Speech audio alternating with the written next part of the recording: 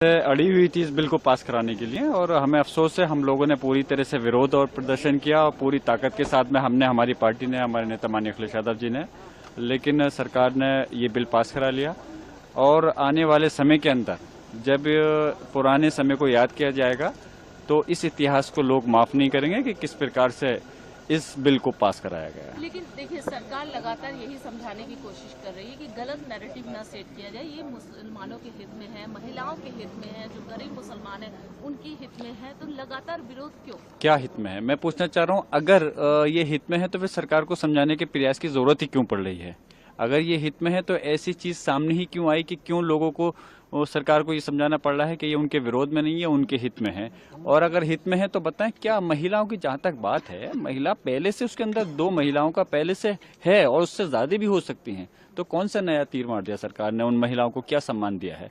तो इस प्रकार से जो बिल ये क्या है, यकीनन हम ये कहते हैं कि आपस में बिल ऐसा होना चाहिए जो कि समाज की तरक्की हो। और देखिए, जब हर समाज की तरक्की होगी तो तभी देश पूरी तरह से विकास करेगा।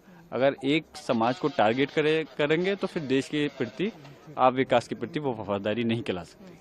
राज्यसभा में भी टेबल होने वाला है, डिस्कशन होगा और उसके बाद पास होगा निश्चित रूप से, जिस तरीके से आज लोकसभा में हुआ। आगे अगर तो आप इसको कैसे देखते हैं? और सबसे बड़ा सवाल ये भी है कि आपका नेक्स्ट क्या रहेगा समाजवादी? देखिए, हाँ बिल्कुल, अभी तो हम लोगों ने पूरी तरह से इसके प्रयास किया कि बिल पास नहीं होना चाहिए, लेकिन जाहिर सी बात है कि बिल जो पास होता है वो नंबर से होता है। तो सरकार के पास में जो बहुमत था, और आज भी मैंने जो सदन में बोलते में मुझे मौका मिला पार्टी की तरफ से, मैंने कहा इस बात को कि आने वाले समय में जनता उनके सहयोगी दल को, एनडीए के सहयोगी दल को माफ नहीं करेगी, चाहे वो बिहार के हों, चाहे आंध्र प्रदेश के हों या कहीं के भी हों।